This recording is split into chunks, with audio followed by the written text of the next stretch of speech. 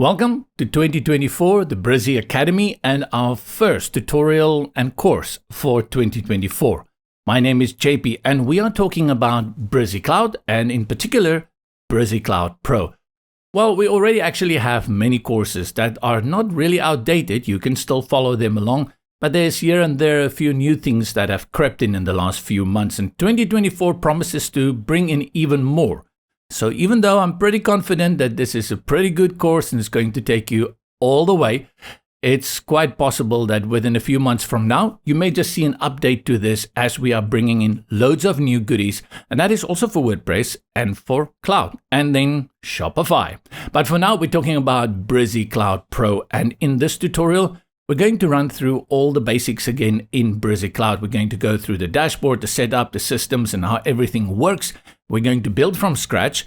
Then we're going to focus on those things like the starter template, how you start with that, how you change out global styling, the fonts, and bring in your own content. And we'll look a little bit as well at global blocks, conditions, and a few other interesting things along the way. This in no way and at all is a comprehensive tutorial. There's so much more, and I always urge you to go check us out on the YouTube, subscribe at YouTube, and make sure that you stay up to date with all the latest news by following those links in the description below and subscribing to the newsletter and visiting us at brizy.io. Very excited about what 2024 has in store. As you can see, everyone is hard in the competition for AI and many other new developments, and great things are also coming the way for Brizy. For more tutorials at the Brizy Academy, just again hop on over to brizy.io. Let's start with Brizy Cloud Pro 2024. Let's get started. If you don't own Brizy Pro already, you will need to sign up for Brizy Pro, and that is for the cloud version. Hop on over to brizy.io, go to products, and then you will select Brizy Cloud. From Brizy Cloud, you see you have a number of options that you can choose from here. Let's select Cloud Overview, and then you can go through this, have an idea of what Brizy Cloud is all about. And as I scroll down, you'll see we have a sticky menu here at the top that gives us the pro pricing. Otherwise, you just scroll down to the bottom, and I'm confident we're going to get the pricing here as well. So with the pricing here, you can see there's a free one. We're covering Pro version in this one. So let's step up to Pro, baby, and let's see what we have here. There are monthly plans, and then there are annual plans, minus 25% discount. The personal, if you just want to make one easy website for your coffee shop or for your friend's music band, personal is the way to go. I think the majority of people actually go for freelancer, but not to be missed is the agency and the white label. If you make more websites than the average Joe, which is probably one or two, if you make more websites than the average website designer, these two are the way to go. And they're going to really help you with all the extra bling that they bring you and just speed up your process so much easier. Select it, and once you have bought that, it will appear in your account. Let's talk about the fact that you already now have Brizy Pro. How do you log into Brizy Cloud? And it actually happens from within the dashboard, within your account at Brizy. I'm back here at brizy.io, so I anticipate and I hope that you've already signed up and you got your Pro version. What you do now is simply select Login. This will take you to the login screen. You go ahead and log in here. And once you've logged in, it will take you to the dashboard.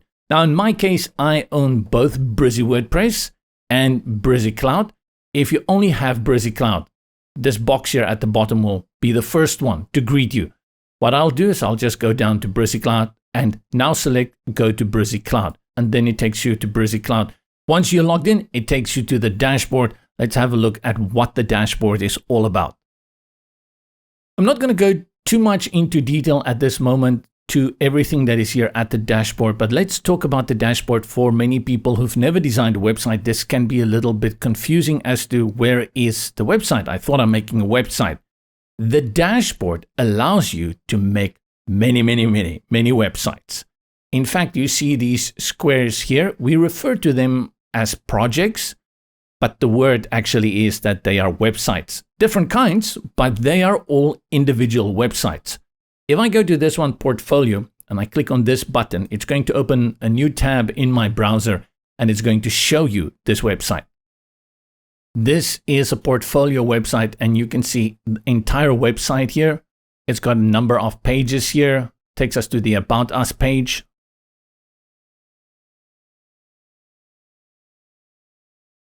And this website is this one that we've clicked on here, portfolio. That's just one website that I have access to here on my dashboard. Let's try another one here. I'll go to Music Tutor. I'll select a preview, opens a new tab in our browser. And here I have again a completely different website. You can create free websites within your dashboard to the amount of unlimited. And we'll talk a little bit about a free website, what that means within Brizy, because we have to differentiate that from what is a custom URL. We'll talk about that in a while. Just know that you have on your dashboard plenty of websites. Even if your intention is only to create one website, it will have just one here, but you can create unlimited free websites. Now, what are these others that we see? One of them is a little bit orange red, and this one is green. Apart from these websites, there are two other types of projects that can also be created from your dashboard. One is a pop-up, and you'll see here we have a filter section for websites, pop-ups, and then stories. And stories, if we have a quick look, is very similar to what you get in Instagram and Facebook and social media, is this kind of story that you get different slides and people swipe through it either with their finger or autoplay. Now, this is how it looks on a desktop. On a mobile device, it will fill the whole screen. And that can also be done right here from the dashboard. And I click on all projects again, gives us all the projects. This is what is important because this is where your projects are housed. This is where you will find your websites. And just to recap, if you are just making one website, you have no interest in playing around with making other websites or just trying new things, your workspace here is going to be very, very empty. It's going to have just one of these blue little things, one of those projects. But like in my case, where I'm working with many projects and I'm doing a lot of things, not only am I going to have all of this here, I'm also going to have different workspaces. And workspaces are folders in which I can group my projects. And that's great if you work with different clients or if you have different businesses in which you want to put them. Quick look at the workspace. It's up here. And we'll talk about workspaces also later. How do you create a new project? Let me show you that. We go create a new project. We go into the builder. And remember, this is free, unlimited stuff at the beginning. And my principle is when you get to things like this, you can try it out. You cannot break it. Well, or if you break it, it's not your problem. It's Brizy's problem, right? So go ahead and try this. Get used to it. To create a new project, we're going to create a new website. Click here on Create New Project, and it gives us this pop-up window with three options. Now, I mentioned these three. First one is website, pop-ups, stories, and we'll talk about all of these. So first of all, we create a new website and we click on Create. Now, what is this? This is your opportunity to take a shortcut and use pre-made websites. Websites that have been designed, great imagery, great text, most important, great structure, layout, so that you don't have to rethink the whole process. It's already there. All you need to do is swap out the content, which is your text and images, and change it up to your style, which is your fonts and your color scheme. But I just want to show you how do you create a new project. So let's start here and click on this one, Start from Scratch. And it takes us directly into the Brizy Builder. Now the Builder is how we build out a page. And in this case, we're going to do it from scratch because we didn't use any of those starter templates. We'll return to this in a jiffy. For now, we are inside the builder. We're not inside the dashboard anymore. We're actually inside our project. Go ahead and exit the project. We do that by going to the bottom left corner here, select Go to Dashboard. And that will take us back to the dashboard. Now that this project has created, it's going to count how many projects you already have here, which are these blue purple ones, 1, 2, 3, 4, 5, 6. And by opening this one for you, it's going to just give it the name of the next project, which is project number 7. You can change the name here. Highlight it, and I'll just type in JP's Try, and that's the name of my project. Next time when I want to edit it and I want to work on the actual website, create pages and bring in my content, I just click again on Edit Project, and it will take me back into the builder where I do my work. When I'm done, I go to the bottom and I exit again here, and we have our project here. As simple as that. Let's take the easy route now and use one of those starter templates and have a look at what happens when we create a starter template. Now you have this one here, and this is the great thing. You haven't spent any additional money. This is so far a free project. So you haven't used a custom domain. You can create as many of these as you like. So this is great if you need to test and you want to try something out, you want to practice, you don't need to spend any additional money. Let's go ahead and do that starter template. Create new project. Click again on Create on the website and landing page. And here we have these selections again. What are they? Well, I mentioned they are starter templates. Fully developed, ready-made templates for you to use for an entire website. And you have these categories at the top. If you know that you're looking at something more into art or that's related to music, you select a category and you have those that are related to that topic that will filter under it. And you can see a plethora of options. If nothing fancy your first strike, click here at the page at the bottom. Let's go to page number 2. Let's have a look what we have here. And wedding. Okay, let's say I want to do wedding. Before you just go ahead and click start with this design, it's probably a good idea to preview it first to see if this is going to work for you. I will select preview design. This will open a new tab within the browser, and let's see what we have here. Okay, so this is a nice hero section at the top, some information. I like the fonts, I like the colors, nice little bit of faded peach and with a little bit of teal in there. And let's see, what do we have here? If I click on about, okay, we have an about page. And this is important because maybe it's not an about page. Maybe it's just quick links to other sections on the page. A lot of imagery, which is what we expect for in, what is this, engagement, wedding. Let's have a look here at portfolio and just a few more images. Oh, okay. So we look at this, we say, hey, okay, I'm happy. I want to use this one. We go back to where we were, and now we hover over it and click start with this design. Once I click on this, Brizy is going to open a new tab and it's going to clone that website for us, which means is everything we just looked at, it's going to create a website for us exactly the same way. And from here on, we can just go ahead and switch out the content. Note that when it opens, you see we are inside the builder. All the content is here. And as I hover over this content, you will see we have blue bounding boxes, we have text, we have blocks, we have images, we have a lot of stuff. Here is a form. And every time I hover over one of these elements, you'll see the dotted bounding box. And in many cases, you're going to see the blue boxes, which are columns. Now, if you've never worked with Brizy, or if you've never built a page, you will not really understand what's going on here. And many people make the mistake of thinking they can get very quick results by relying only on starter templates without really understanding how the builder works. And I always warn people about that. Make sure you know the builder first, because once you start swapping out stuff, it's going to actually take more time if you don't know how the builder works to understand what you can swap out and how you can swap it out. And that's why I will say we return to the dashboard, we create another project so that we can just do a quick test and we build something out from scratch. That way we know how the builder works, what is where within the builder, and then we come back to what we have created with our starter template and we change out the content.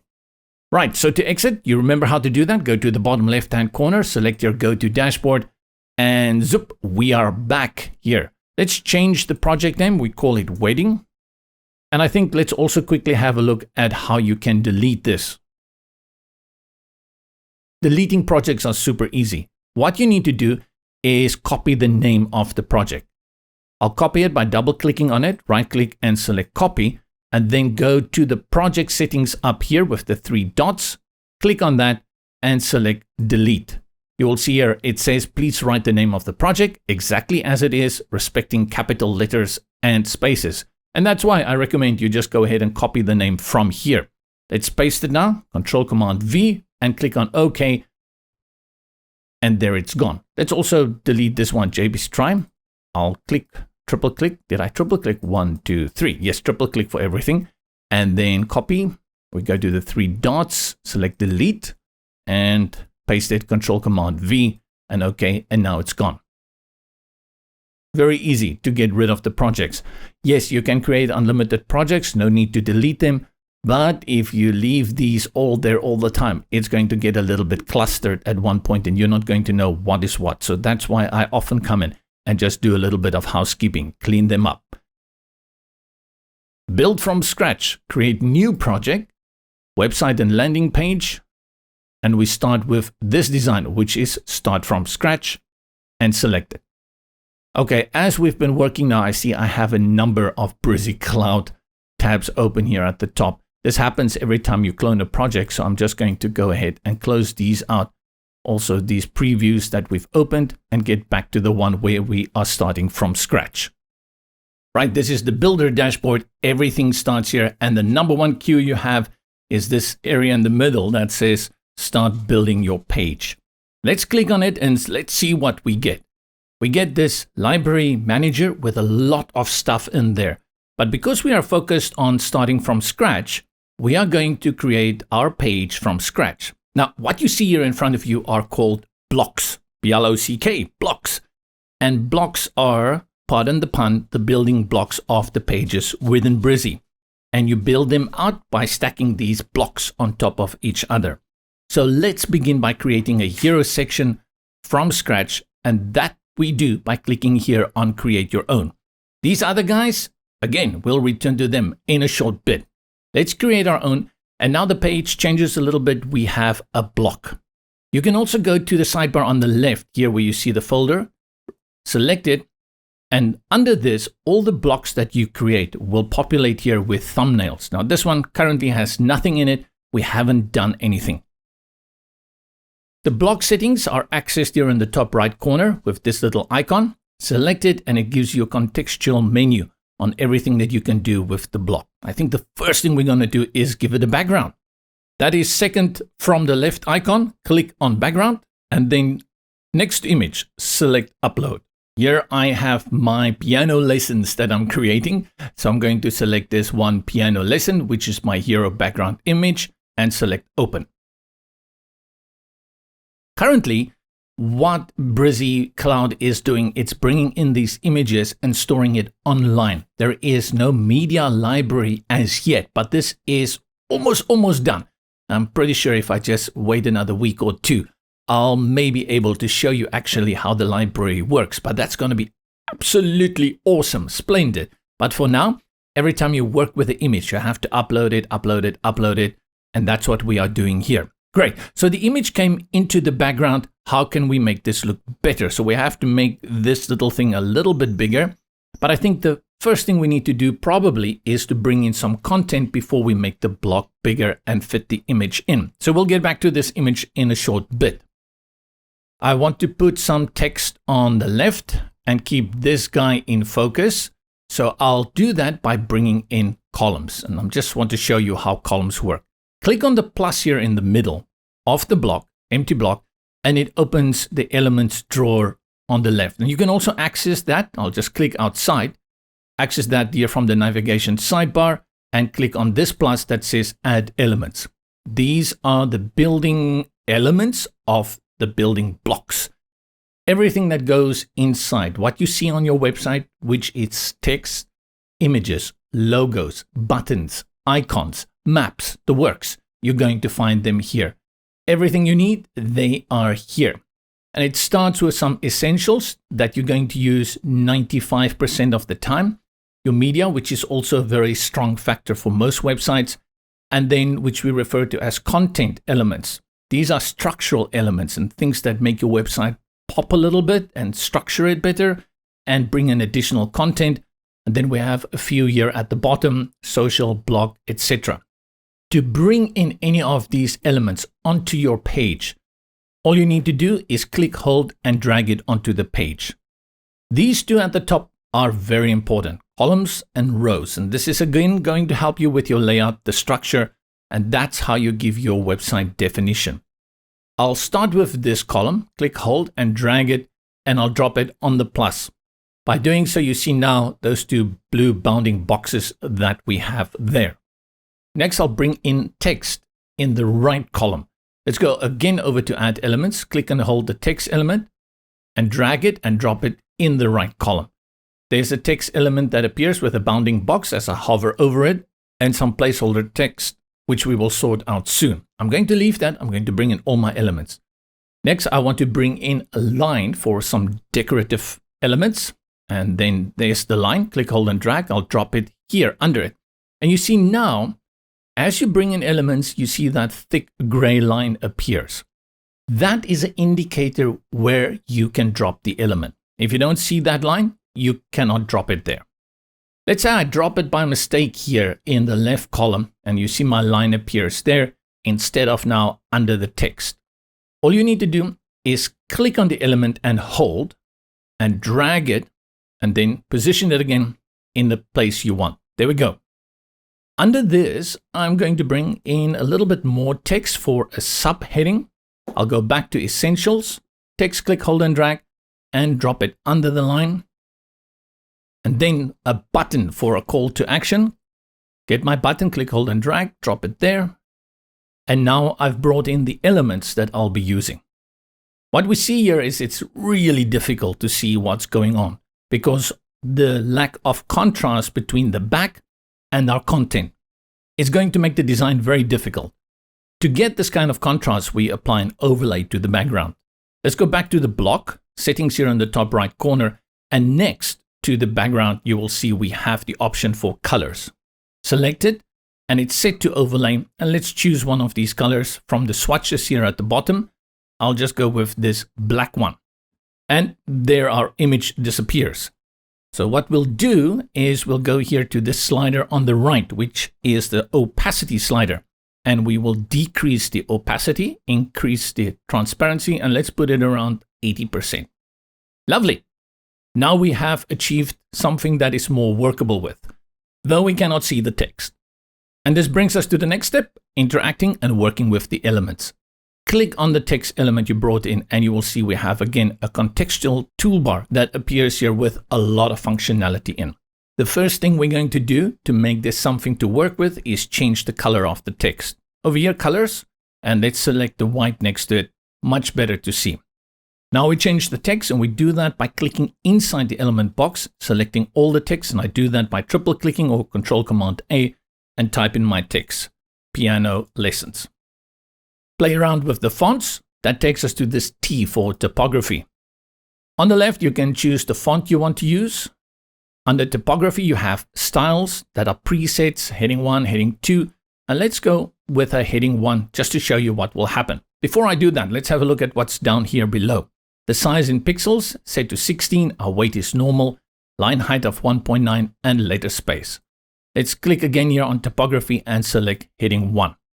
Now the size has jumped to 46, line height 1.3, and letter spacing you can see is reduced at -1.5, and the weight is set to bold.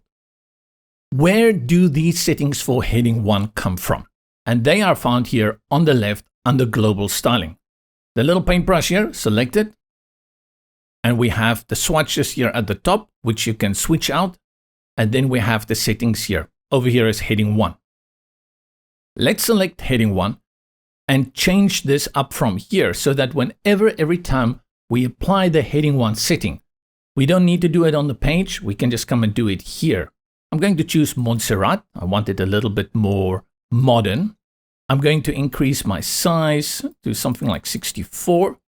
And the weight I'm going to reduce to thin, something very classy. Line height, now this is my personal preference. Whenever I work with headings, I just put my line height on 1. The letter spacing here with Montserrat doesn't work so well for me. So let's put that back on 0. And now I've created this heading 1, piano lessons. Let's click back on piano lessons. There's still a lot here. You see we have alignment.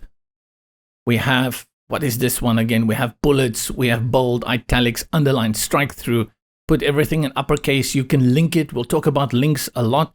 And this is basically your text. What's important to understand is that the text element that we find here within the elements drawer, the text element is used for headings and normal paragraph text.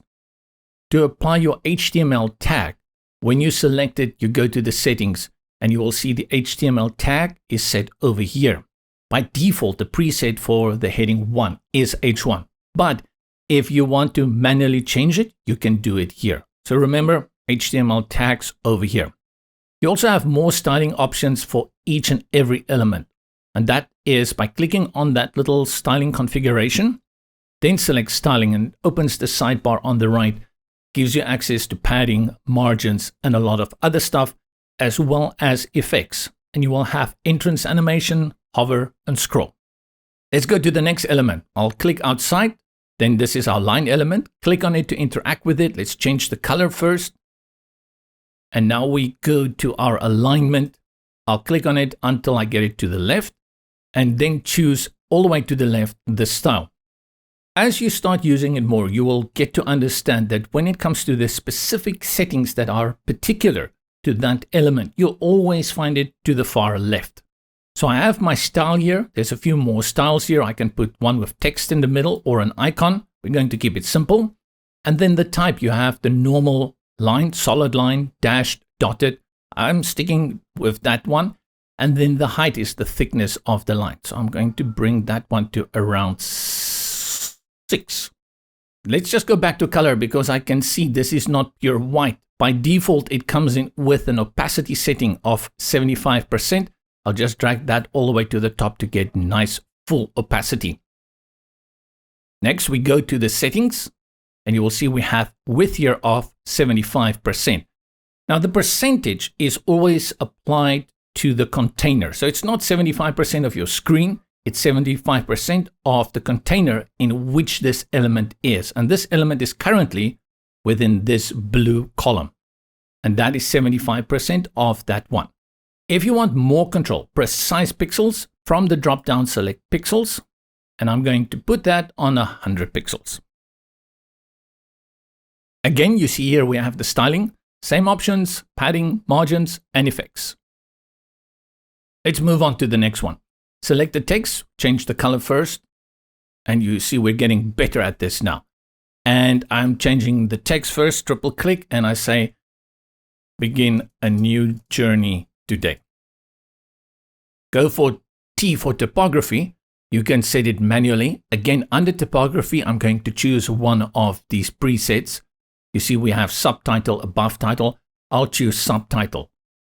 The subtitle here isn't set to Montserrat. So again, I'm going over to my settings on the left under styling, and I'll look for subtitle here.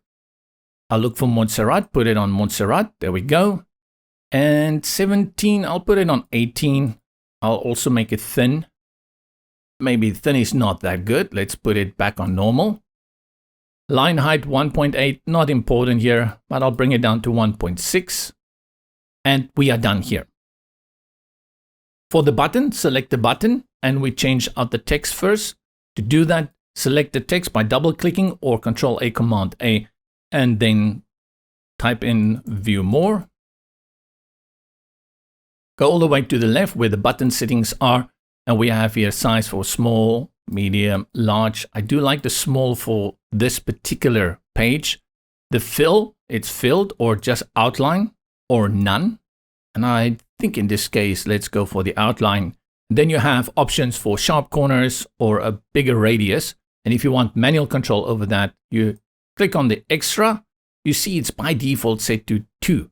And if you want that super sharp corners, then you just drag it all the way to 0. The icon is that one over there. If you want the icon, you keep it there on the left or the right. You can change the size. I'm going to remove the icon in this case.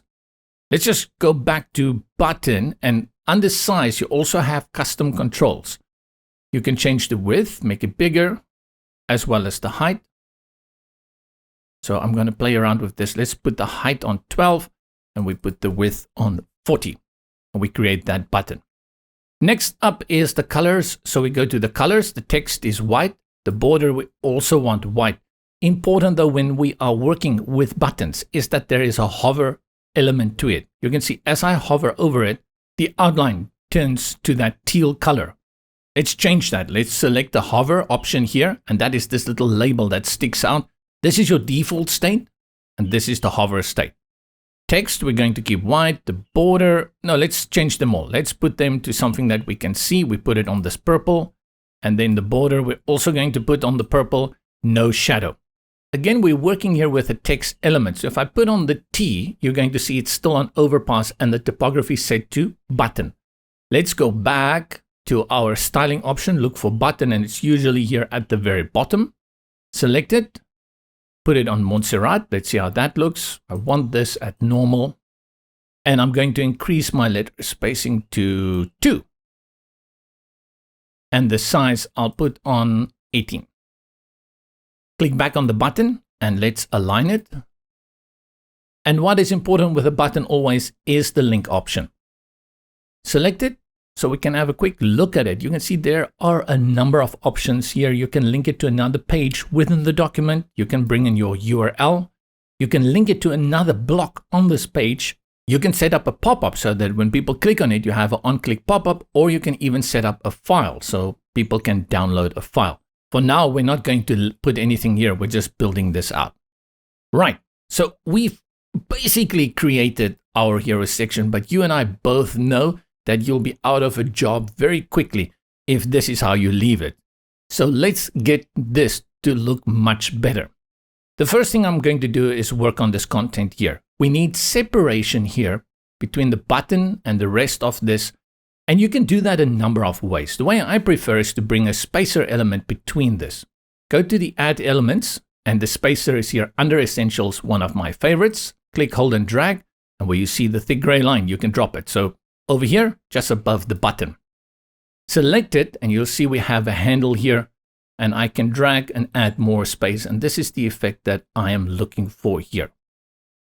If you want precise control, again, go to the configuration setting. This can be set in pixels, viewport height, or M. I'm going to keep it in pixels. Let's put it on a nice number like 150 pixels. Now we want to make sure that Jonathan, our teacher for piano lessons, is in focus, and maybe even the student here on that side. Is it piano lessons or vocal singing lessons? Let's just keep to piano. To do that, the first thing I'm going to do is increase the padding of the block, and we do that here. Go to the top, hover over it, you see that blue bar, 75 pixels. Click, hold, and drag, and I can increase it. I'm going to put it on 150. Do it at the bottom the same. Go to the bottom, click, hold, and drag, and we put it on 150. This can be done on screen. It can also be done if you cannot dial it in 100% to the 150 you need by going to the block settings in the top right corner. Select the configuration, and like before, you see the styling and effects options are here. Select styling, and here is the padding we just worked with.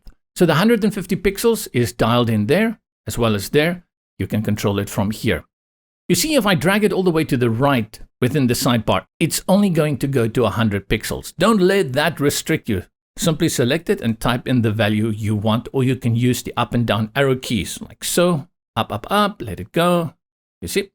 Very, very simple. Many ways to get the job done. I don't want the Euro section bigger than this, but Jonathan is kind of still not in focus. Let's see what we can do about that. Again, go to the block settings and then go to the image, which is background. And you see we have this blue dot here, which is the focal point selector. I want the student and Jonathan, my main attraction in this hero section. I grab the dot and you see I can drag it up, and I'll put it there, somewhere there between the student and Jonathan. Maybe put it on the student's face, because Jonathan should be in the focal point most of the time. Right, so we've built out kind of a nice Euro section so far here. Let's see what else we can do. Let's take that one extra step. And I'm going to do that by applying a gradient to the background. Go to the block where the colors are, and we selected this color previously. From this drop-down box where it currently says solid, select it, and we go for gradient. You see by default we get this one with a green gradient. I want to keep the right where the green is dark, so I'll click on the green dot, and you will see once that white little dot appears inside the circle, it means that this color is selected, and I'll click on the swatch to apply it. Then I'll go to the one on the left, and what I'll do here is I will click on the white. Next, from the white one, I'll go to the opacity slider and I'll bring it down quite a number. And the next thing I will do is go to the dark selector at the top, select it, and drag it a little bit to the left to make this transition a little bit more harsher. This looks a little bit too much like conservatorium level, but maybe that's exactly what we are after. Right, let's talk about draft and publish. Whenever you create a new project within Brizy, this page that you get by default is your home page. And this page will come in draft mode, which means nobody will see it. There's no way it's accessible online. If you want that to be the case, you need to publish the page. To do that, go to the bottom left corner and you will see it's currently set to save draft.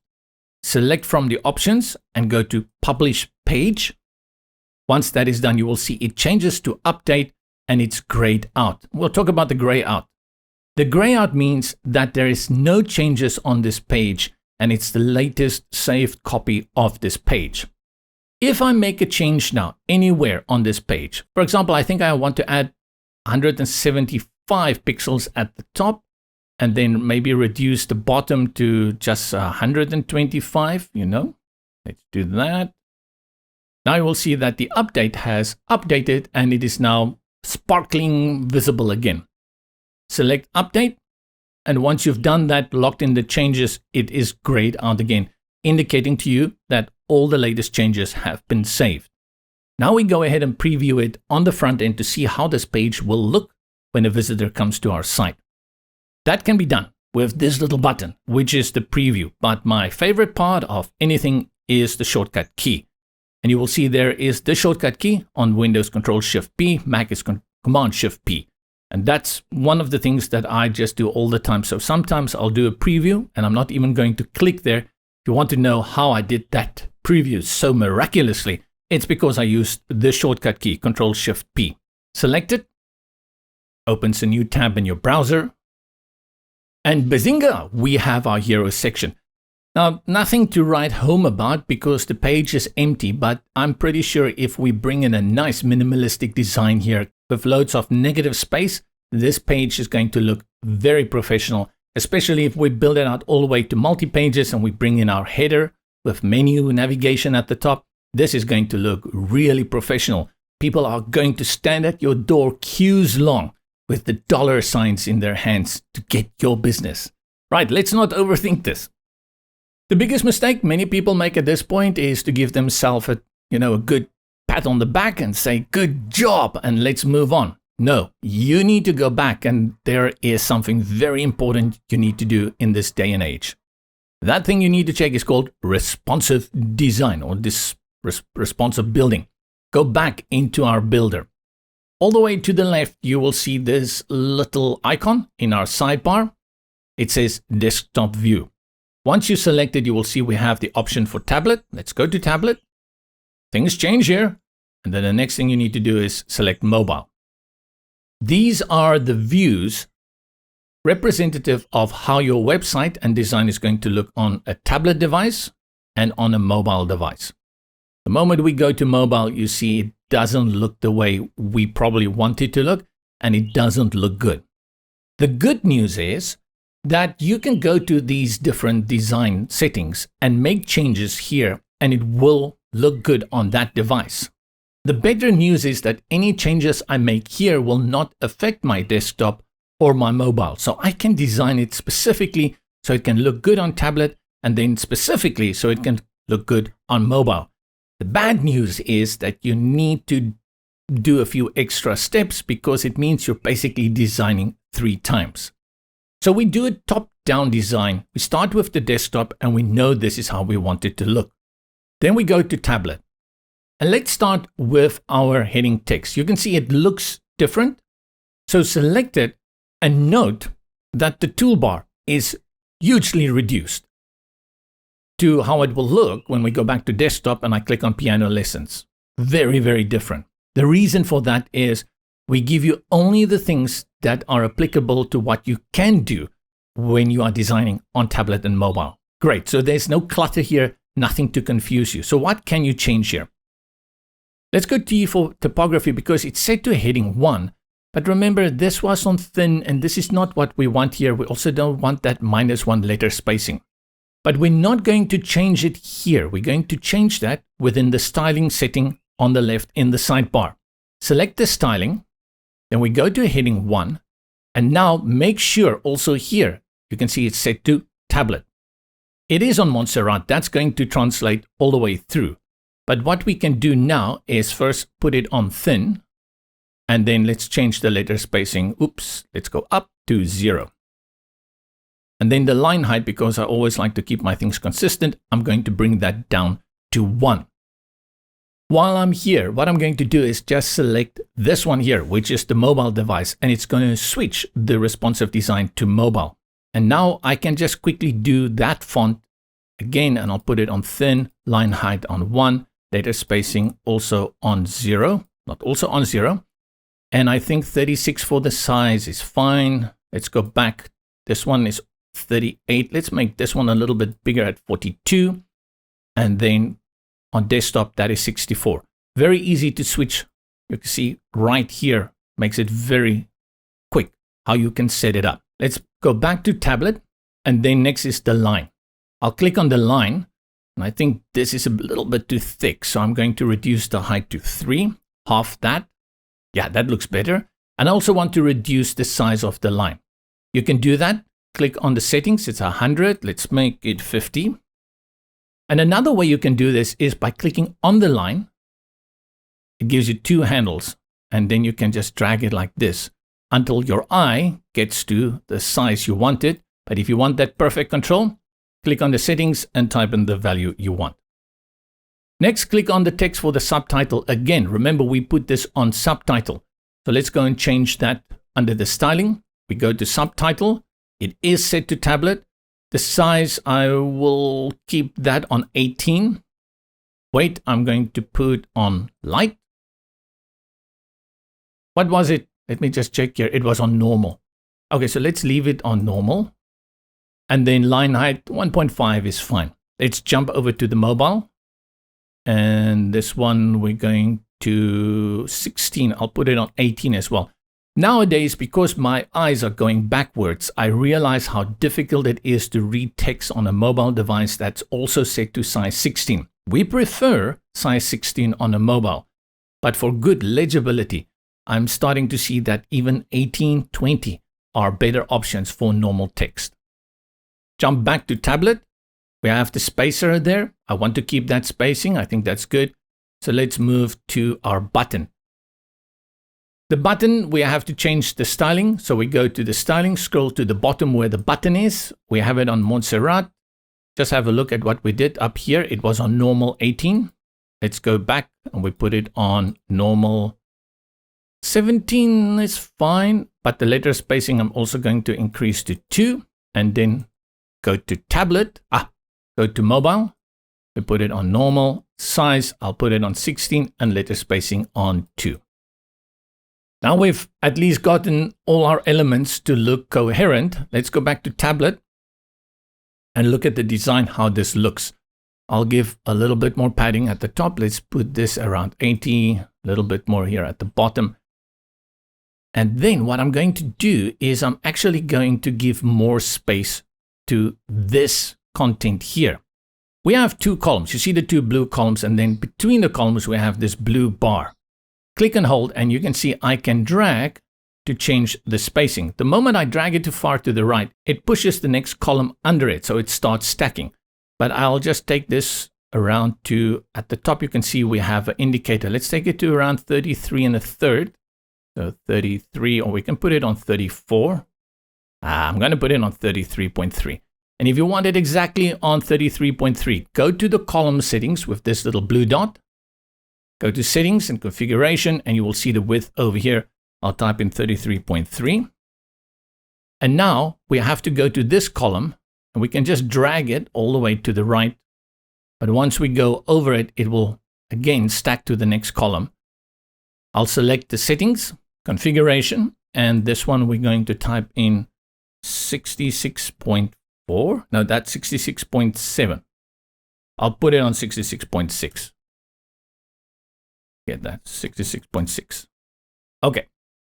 And now these two fit in very nicely with each other. That stripe coming out of his nose is a little Pinocchio-like, so I don't like it. Let's take it to 40%. And now it pushes the next column. All I do is grab the handle here and I'll drag it back. That's going to be 60%. If I want that, I'll just type it in at 60%. And that's how you can manage columns very easily. Great flexible way to move it very quickly. Let's see what else we can do in terms of the image. So we go to the settings of the block, the background, and just make sure that these guys stay in focus. That's right.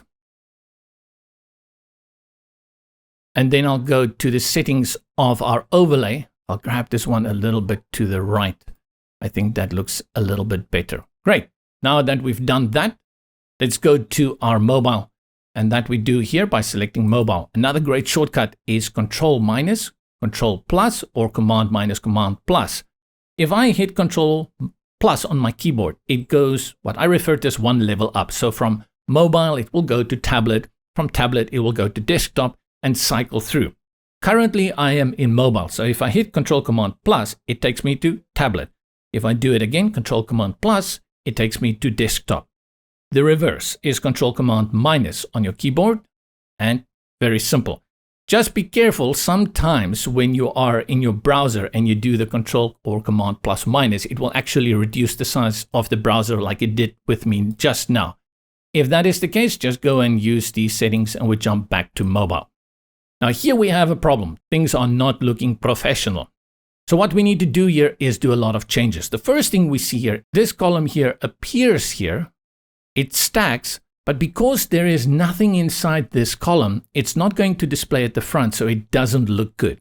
So what we can do is to hide this in mobile view. Anything can be hidden.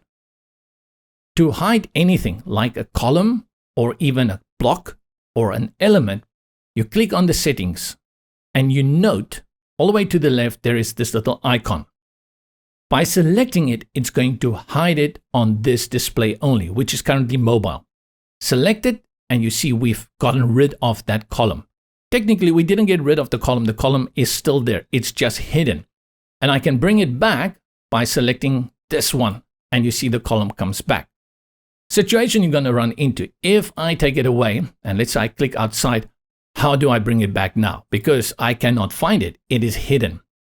To show the hidden elements, you go to this little toolbar in the bottom right corner and you will see there is the option to show the hidden elements. Once I click on that, it's going to bring the hidden elements back, and usually it's blurred so that it can indicate that this is a hidden element. Then you go to the settings again and you just uncheck that and it will become visible again.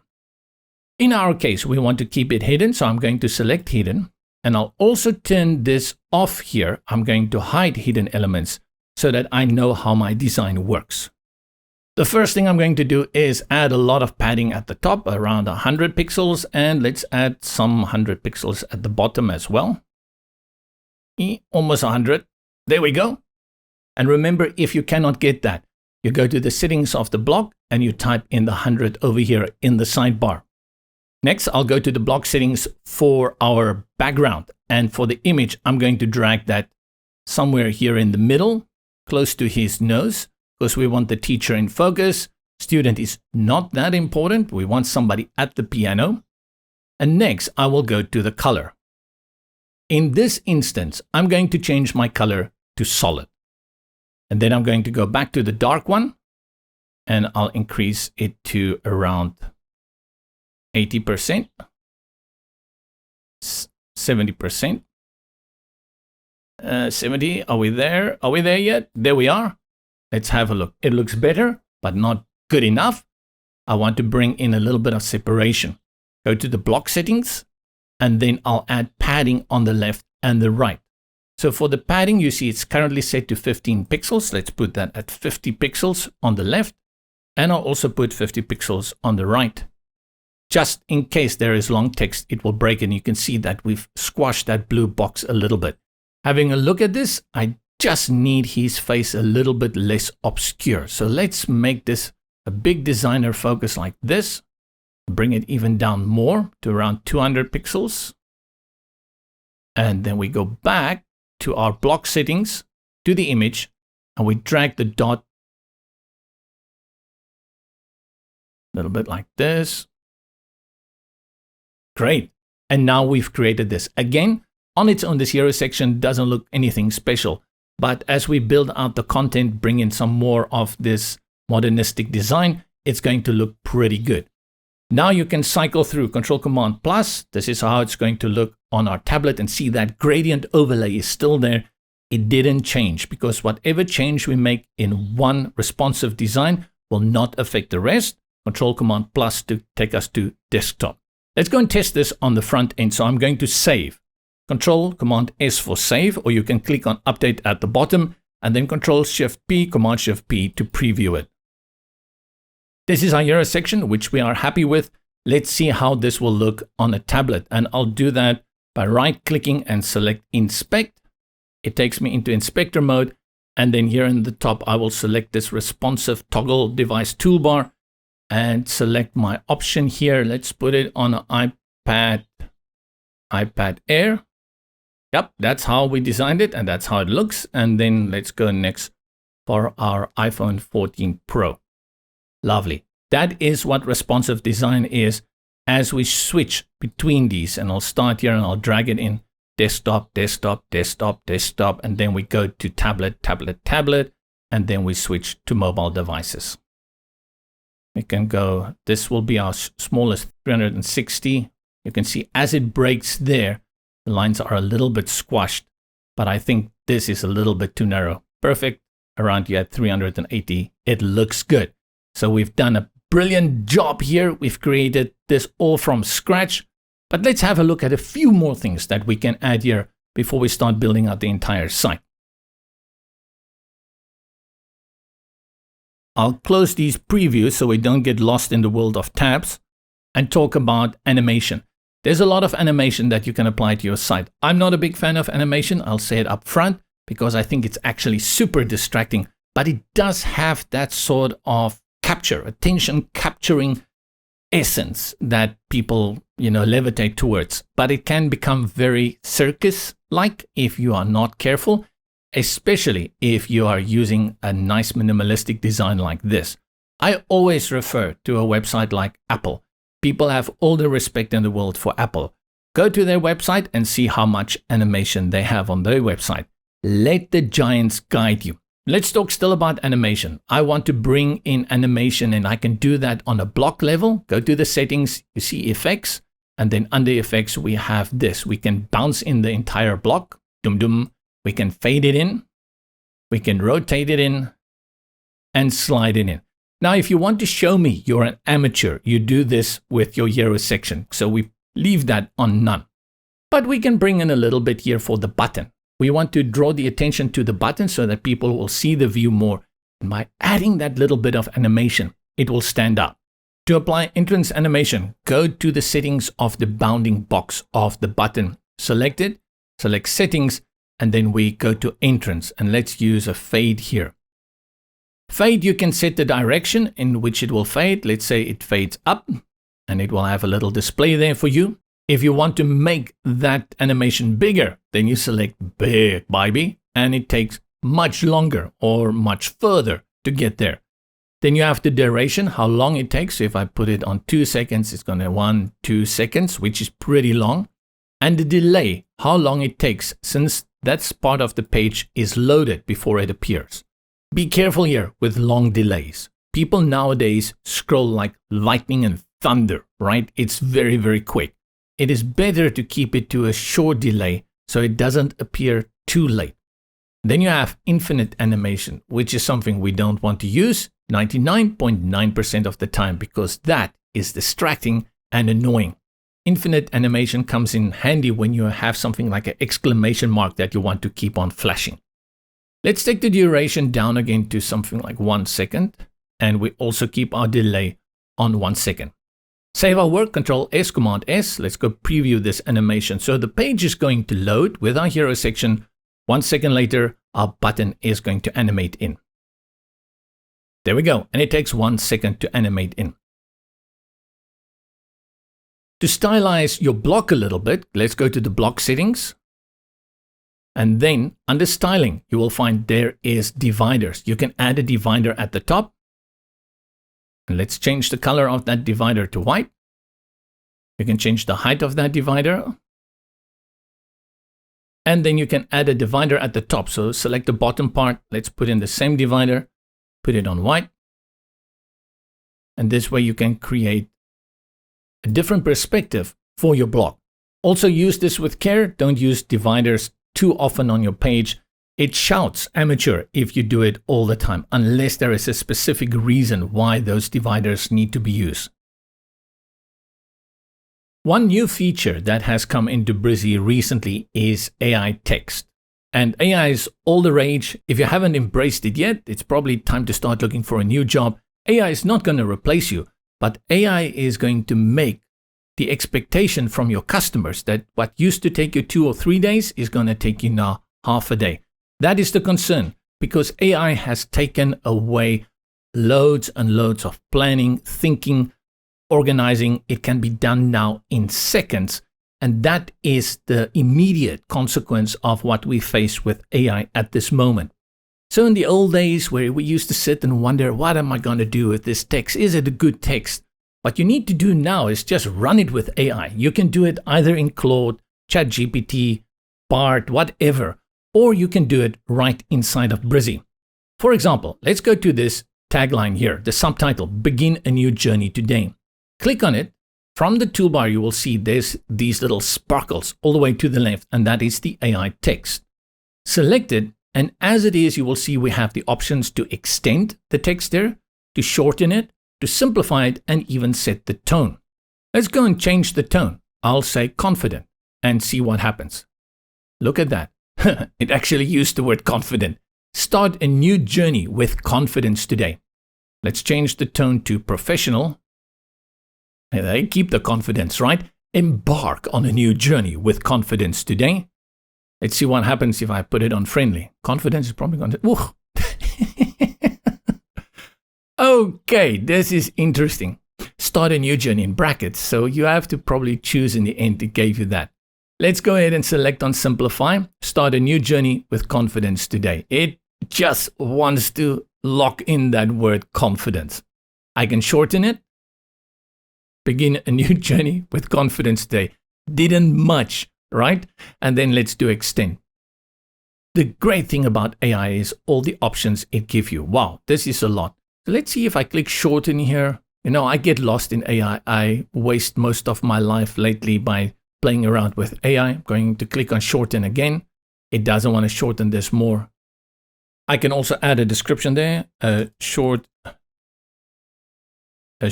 description on why to use our piano services. Enter that, and then it's going to replace the entire thing. Our piano services are perfect for anyone who needs their piano tuned, repaired, or restored. This is piano lessons, right? Not services.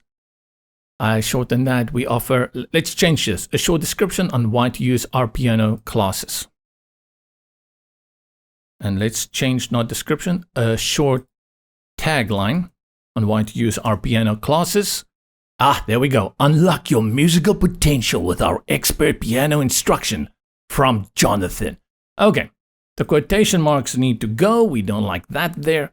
But this is how you can go ahead and use the AI as well to spice it up a little bit. Let's see what happens with piano lessons. I'm curious. I know I shouldn't be playing around, right? I'm just going to, if I hit enter, nothing happens. Let's put it on professional piano lessons. Lessons for playing the piano. All right. And if you don't like what you got, The undo function in Brizy is your good friend forever and ever. You can do that with the toolbar here at the bottom where you see undo. My shortcut, Control Z, Command Z, and it takes us back to piano lessons. I do like this one, unlock your musical potential with our expert piano instruction. We've built it up from scratch. You can do that with everything after this. You can bring in new blocks, build out features, or you can make use of the pre-made blocks within Brizy. Click on Add a New Block, and from the Block Manager, you will see that we have these pre-made blocks. The categories are over here. So if I start with something like I just want features, I select features, and I can go through this and see which of these features will look good. Let's select this one over here, and you can see immediately my page just took shape by doing that. What you need to remember here is that you'll need to go and change all of these style settings. So this is heading 2. I'll have to go to all of them. I'll go to heading 2 and I'll put it on Montserrat. Let's also put this on something like light. And let's go to heading 3, and I'm just going to change all of them. And I'll just normal, heading 4, Montserrat. You see, there they change. Don't want that on bold. Let's put that on normal. No, let's put it on medium. And paragraph, very important, paragraph at the top. Also put that on Montserrat. See how they change.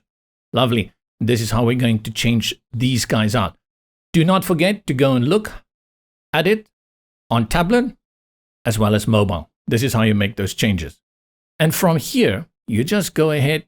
You can create it from scratch, or you can go look at the pre-made blocks. Let's say we want to bring in a gallery here, put some images in of people playing piano.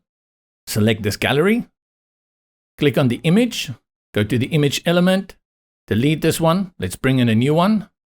This lady there playing some piano because it's piano lessons. Yes, Mama's paying a lot of money. Let's change this one as well. And I'm not sure if these images are actually brought in high quality. This may be me, right? I'm just bringing in them.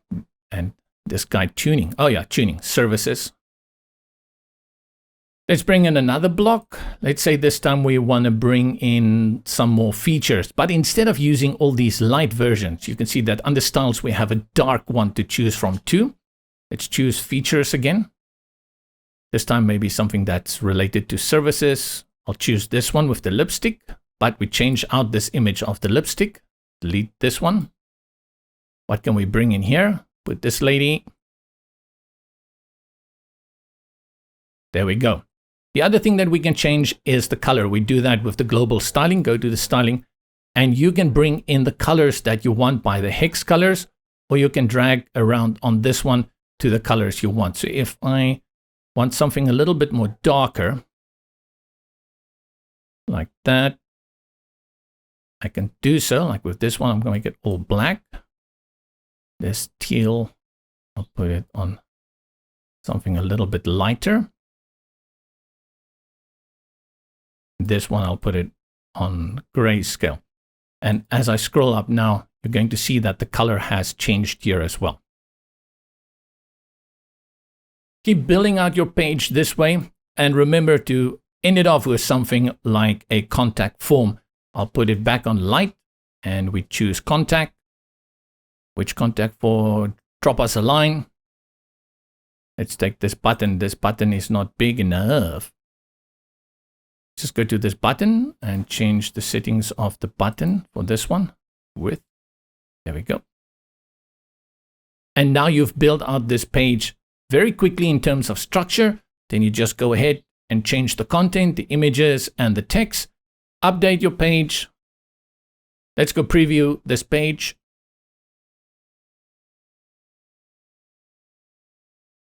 And in no time, you have an outline ready to bring in the real juice and make your site personal. There's a lot we can do here, but our purpose here is for you to understand how to start from scratch, how to build with blocks, where to get the elements from to build out those blocks and bring in the content, and then finalize the whole page from the top to the bottom. We're definitely not going to look at all these elements. If you want to know more about each and every element, how it works, guess what? We did a lot of work, and we put in videos for here in the help section. go to the bottom right corner, and all the way you will see this little help icon. Click on it, and lo and behold, you have a sidebar with all of these instructional videos on each and everything within the builder. If I want to learn more about how to use the table element, I simply select this one. It opens a video, and you can watch an instruction on how to use the table element within Brizy. Right here. You don't have to go to YouTube. You don't have to go to brizy.io. It's right here. Saves you so much time. A very nifty feature. If you ever get lost, or if you just wonder, hey, what is this thing for? Just go again to the bottom right corner, all the way to the left, and have a look at what is here within our help section. Go ahead and exit. We are done with building from scratch. Go to dashboard. And this was project 7. Let's call this build from scratch. Build from scratch. And then I want to talk about what's happening here at the bottom. Next, I think we should talk about multi-pages, and then we should talk about headers and global blocks, because these are basic concepts that you need to understand within Brizy before you even start working with starter templates. Otherwise, you're not going to understand how to change the menus or how to make changes to the global blocks. Let's stick with this build from scratch one and go learn more about multi-pages and how to set up the header and the menu. Edit project to enter it. And we go to the CMS. CMS is Content Management System. It's basically just the dashboard where everything for your website resides. You access that by going to the navigation sidebar on the left at the very top where you see that little hamburger menu. It says CMS. Remember, Content Management System. We could have just called it Settings. Select it and it opens up a new world of options for you.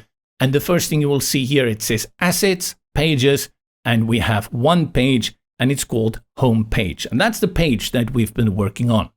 We want to create a few more pages, right? Of course, this is a multi-page. Well, you can stick to one pager, but we want a few more pages. And to do that, yep, there's the queue at the bottom, Add New Page. Click on that and let's make this an About page. Everything here, let's work through that. We call it first About. And once you've put in the page title, you're going to see the slug for the page will update to About as well. If you want to change this, up to you. So for example, let's say the page title is About Us. Then the slug will be About -us, but maybe I don't want that -us. I can change it like so by just deleting it. And I can give the page a description.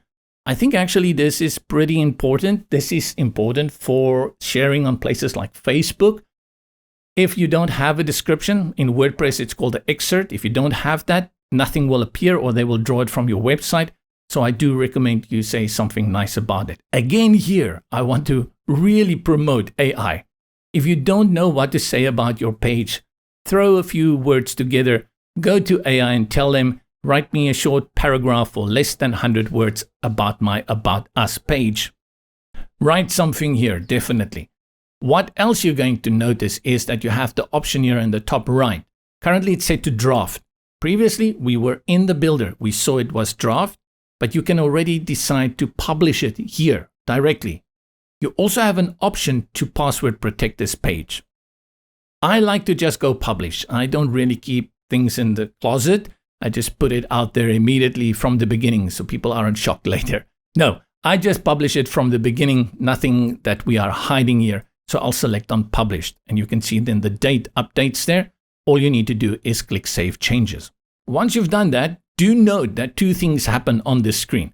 At the top, there's a few more options in the tabs that appear. And at the bottom, you also have these guys that appear. Let's have a quick look at what happens at the top. The first option is to actually have the page translated. There's nothing here yet. Translation is better done on a project level. We're not tackling this at this moment. The two that I think are really important is the SEO. Give your page a better title for SEO as well as a description. And then for social, spend some time here as well and bring in an image that you would like this page to have when it appears on social media. These two are super, super important.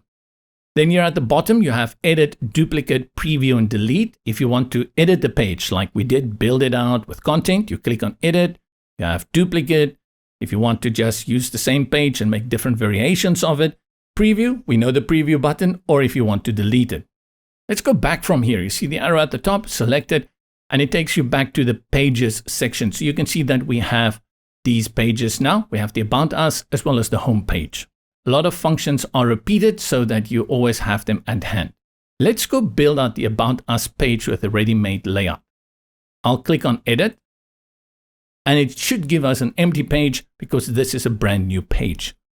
Now on the Home page, we created from scratch the Hero section, and then we made pre-made blocks. You can do that again here, build from scratch, bring in pre-made blocks, or you can even bring in an entire pre-made layout. We have 198 pro layouts that you can choose from. They are categorized here on the left. This was piano. I'm not sure if there is a piano thing in here. And where will this be? Under education, do we have something like that? Education. Let's see if they have something in the line of piano. I doubt it. No piano here, but that's the whole thing. We want to use something that can inspire us. So let's use this dance tutor. Oh, it's only a one pager. I need something with an About Us page. Go back to education. This one here. What is this? Music tutor. Also just a one pager. I keep on choosing the one pages. Let's go back to education. Spirit. That's a weird one. A Dojo Sensei. No. Nestnet. What is this? Smart learning. I'm going to go with smart learning. Yep, we get a few pages that we can look at here. So these thumbnails, if you select them, you will see it says About. So this is About page. This one is resources, pricing, and then smart learning, probably just a contact page. You can also preview the entire page by hovering with the cursor over here on the left. So if I go to this one on the About page, it's not a huge page, just a very standard page. In fact, nothing that relates to About Us. This way you can preview it. If you don't like it, you go back to your layouts. Let me find something different like portfolio. That's maybe more where I have to look. I'll go with this one, interior. Let's see if they have an About page for us. Here they have. And we're going to use this interior page. If you like the color scheme they have here, you click here on Replace Global Styling and it will bring in this color scheme. But I want to keep the color scheme that I've already set up, so I'll just select Import this layout, which means the colors you're going to see here will not look the same on the page. And you can see that's there. It's pink because we set it up here in our styling with this color scheme. However, I think by bringing in that page, if you go to the current style drop-down option here and you scroll to the bottom, you do have this for interior. So if you want to look at the original, select the interior, and that's how it looked originally. And we had it on overpass with our settings. So let's just keep it like that. Now I've brought in this About Us page. You need to go and jazz it up so it looks like your piano plays. Just have a look though, it brought in this section at the top, which is a header section, which we don't want. So I'm going to delete this block. I go to the block settings and select delete. And now I have my About page. I also have this footer at the bottom, which I don't want. So I'm going to delete it. We'll bring in footer later. And even this social media blocks, I'm going to delete it. Another way you can do it is to go to the reorder blocks on the left here. And you can reorder the blocks. So if I wanted this one at the top, let me go to the top so you can see I just easily move them around. And if I want to delete anything from here, I can click on the X and delete it from here. And once I've set it up, I've changed out my content, made it mine, I can click on Update. Let's go add one more page. So we go to the CMS in the top left corner. And we bring in a contact page, add new page. Same procedure, contact. Slug, I'll keep on contact and I'll put it on published. Save. And from here, I'll select Edit. And I'll bring in one of these layouts again. This is not going to look good, but we just want to see how we can work with these multiple pages. It was portfolio, right? And which one was this interior? Contact page over here and import this layout. And again, we have the header block at the top, which I'll go ahead and delete. And those two blocks, I'll go to the reorder blocks. And then here, simply click on the delete and the delete. And I have my contact section. Brilliant. Make sure you make changes, like this one will need to be a little bit wider. And I'll remind you, if you are not sure how any of these elements work, go to the toolbar in the bottom right corner and select the help section and you'll see the videos here. We have 3 pages. Let's update and go back to the CMS. CMS, we select up there and let's have a look at what we've currently got. We've got these 3 pages. And now what we want to do is bring them together so that people can actually navigate between them. If I currently go and preview this page on the front end, which is the Contact Us page, we're going to see that there's no way I can go from this page, the Contact Us page, to the home page, to the About Us page. And that is because we don't have any navigation set up. I'll just change the name of this page. I'll go here into Brizy in the Builder and I'll call this Contact Us so that we know what this page is about. Update, Control S, Command S. To begin the process of setting up a header, there are a number of ways you can do it. The easiest way is to use a header block. Let's start on the home page so that we don't get lost, but I want to change the name of the About Us page as well. So I'll go to our CMS, Pages, About Us, click on Edit.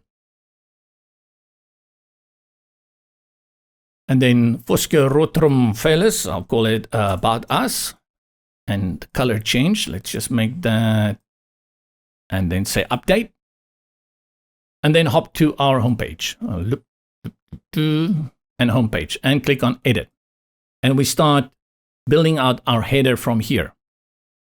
These pages don't look cohesive at all, but we are working with our multi-page website and we will learn how to set this up very quickly.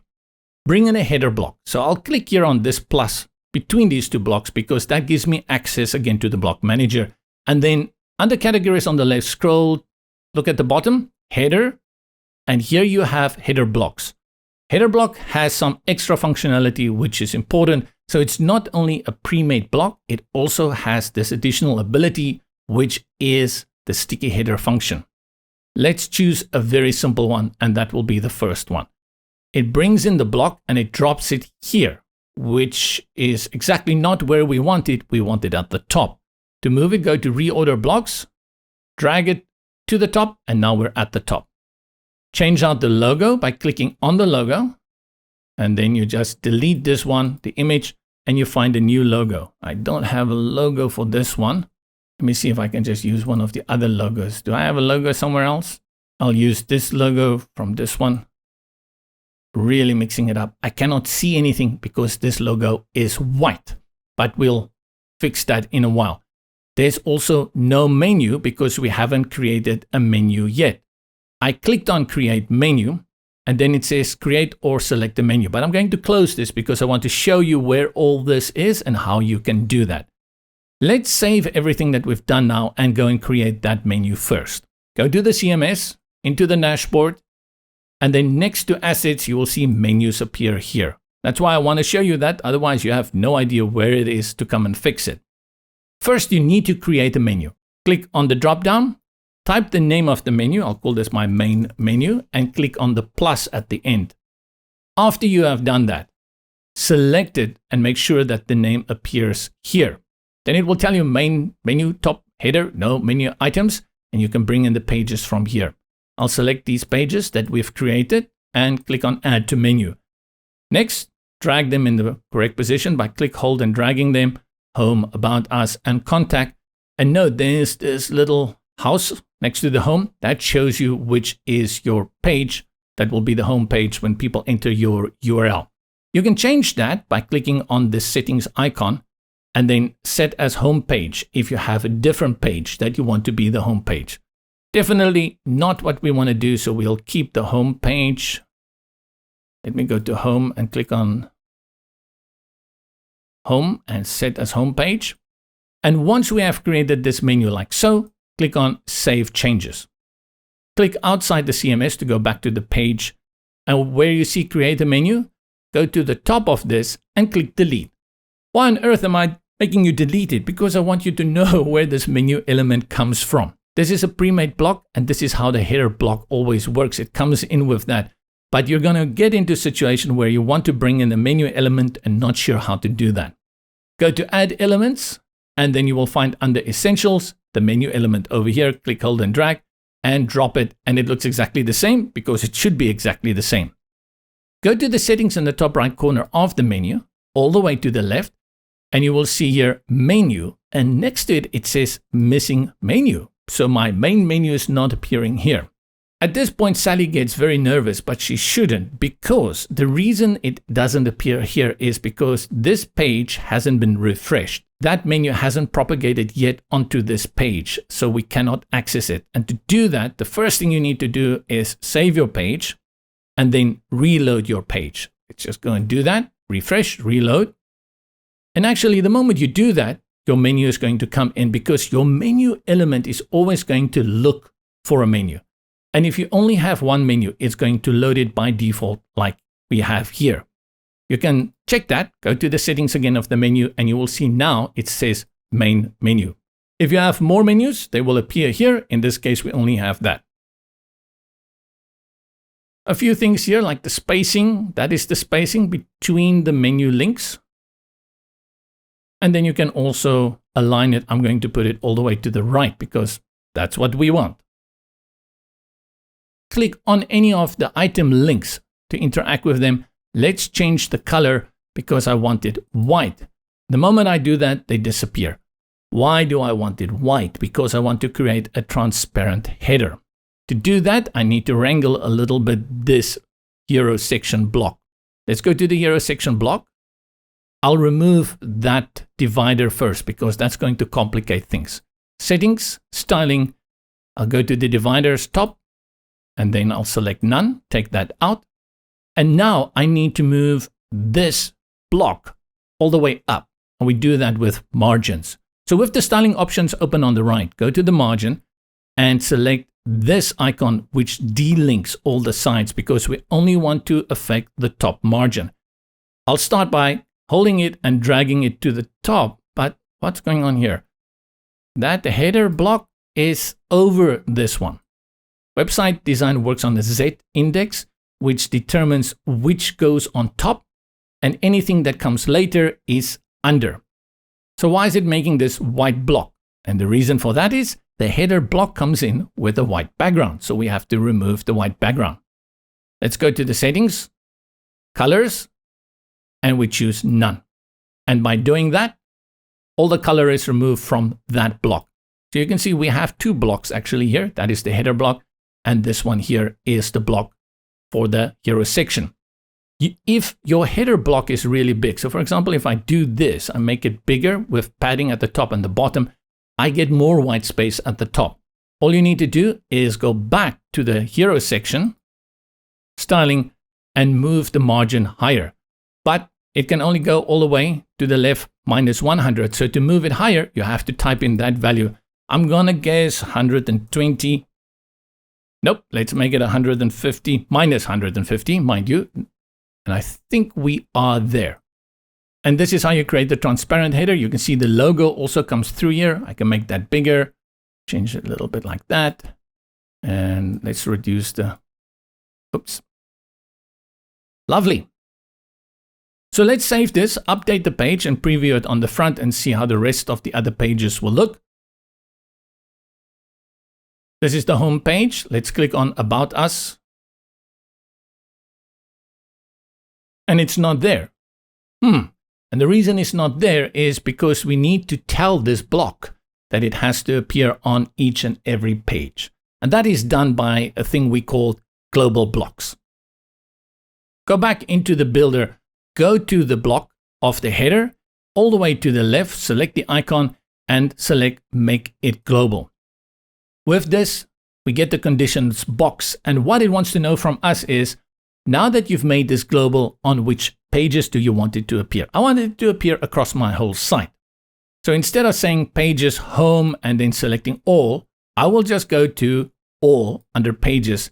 And now I know that this block, this header block, is going to appear on all my pages across my site. Select Save. Let's close it. I'll just save my page again. Click on Preview. And this time we should have success. I'm pretty sure of that. Click on About Us. And there it is. Just remember, when we brought in this layout, it was already set up so it can be a transparent header. And that's why it is transparent if it was designed from scratch, you will also go and apply that negative margin on this page. If I click on contact, it's going to give us again our transparent header because we've put it to a global condition for all pages. This is how you set up the navigation. Absolutely stunning. Need to do a little bit of styling. So we go back to the menu, click on it, select the color, and then you see text, background border, and we have options here. This is the default state as you see it. This one is hover, when people hover over it. So let's make that green. And then the active page, the page we are on, let's make that white. Good, so we got that. Let's say update. And go test. The styling changes has translated. I hover over it. It's green. And you can see this one is white because it's the active page. Should have made it a different color. Let's click again about us. And again, you see there's the hover effect. One more global block. Let's do the footer. So I'll close these previews for us. Scroll to the bottom of the page and then click on add new block and select footers. Nothing special about this block except that it's pre-made block that you can use. I'll go with something simple like this one over here. Select it. And then select the menu from the element options. Let's do that. And this time our main menu is there. And let's change the background color of this one. Go to the color. I'll put it on this pink so we can see it. And then we have some icons here with social media that you can change out. Remember, if you don't know how to use any of this, click here on the help icon. And from these videos, you can check for all of this, like this is an icon and how to use that. I want this to appear on each and every page. So I go again to the settings of the block all the way to the left. I'll say make it global. And once I've done that, the conditions box appears. I'll put it on all. I'll save it. Close it. Update my page. Preview. Scroll to the bottom. There is our footer section. Let's click on About Us. See if this also has the footer section. Scroll to the bottom. And there it is. And we're going to find exactly the same for the contact page. And scroll to the bottom. And there it is. Multi-pages, we've done that. You've learned how to put up multi-pages. Second thing you've learned is how to put in a header block, make it global, put in a menu. And the next thing you've learned is footer. Just note that the header block comes in with a sticky menu. As I scroll down here, you will see this pops up. This is just another way to set up a menu section for yourself. You can do that. If you don't like this, let's deactivate it. You go to the block for the header, all the way to the left, and next to a header, we select and put it on static. Now it will remain at the top and there's no second header that slides out. So that's strictly, technically not sticky. It's not the same header that sticks. It is a second header that comes out that you can style out so it fits better when people are scrolling. Remember to go and check for mobile responsiveness. And that's very important, especially on mobile. But currently we are here on the tablet device and you can see it has made a hamburger. Go to the settings, and sometimes this can be a little bit tricky. I get the settings and then select the options for it and you will see it's set to make it a hamburger. The moment you go over to tablet and mobile, it's going to by default set it to hamburger. I often like it on tablet still to be the normal size or the expanded one. So I'm going to deactivate it. And then what we need to do for this block that we have here is, again, we have to move it up all the way so that we can have our transparent header. Select the block settings over here, block, not block, and then move the margin up. And that is enough. We probably have to bring in a little padding at the bottom for this one, other at the top, so that we can have more separation. Great, that actually looks groovy. And then when we go to mobile, we definitely want to keep that on mobile menu. We have a white logo, so we're also going to make this a transparent header. Select the block, go to the margins, reduce it. And I think I'm just going to put that on -125 to make sure I don't have any white space at the top. Style out the menu icon. So I'll select the menu, go to our colors and make it, oh, what is this? This is overlay. So I don't want to do that. So Control Z, Command Z. How do I get? I want to get to that little menu. burger there, but I cannot. This happens because it's now flushed all the way to the right next to this column. So it's very difficult to get into the settings of this menu icon. What I will do is I'll go to the column and then I'll add padding on the right just to move that icon of the menu away. You will see now it's over here. And now I have access to it. It's something we have to do this workaround just the way it is. And now the color here will be the icon color. So I'll put it on white. And after I've done that, I can also go and look at other settings like the size. If I want to make it bigger, I can place it on the left, the right, the drawer. And after I've done that and I've set up everything, I go back to the padding and I will drag it down again to 0. But you have to check once you click on this menu icon. And again, I don't have access to it very easily. So I'll have to bring in that padding, just bring it out a little bit. Click on it this time and it opens up the drawer for you with your navigation for home, about us and contact. And here you have options again for the text, the background, the border. You can make all those changes here.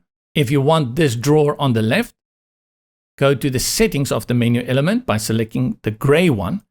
And then you will see you can put the drawer on the left. So when you click now on it, it will open on the left. You can also add a close button here if there's not enough real estate. Going again to the settings and then close drawer icon.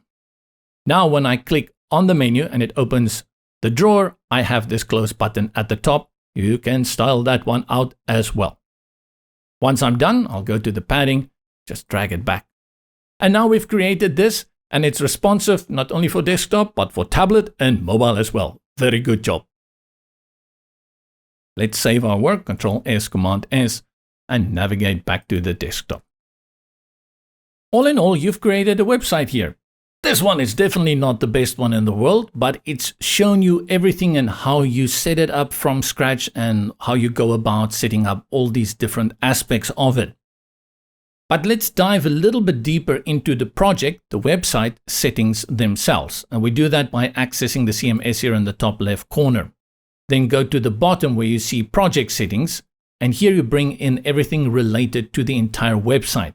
Like your favicon, you bring in here. The SEO for your entire website, your site title, your site description, all of that is done here. You have sharing again to social media, how you want that to look. System pages. You have translation for your entire website. You set it up from here.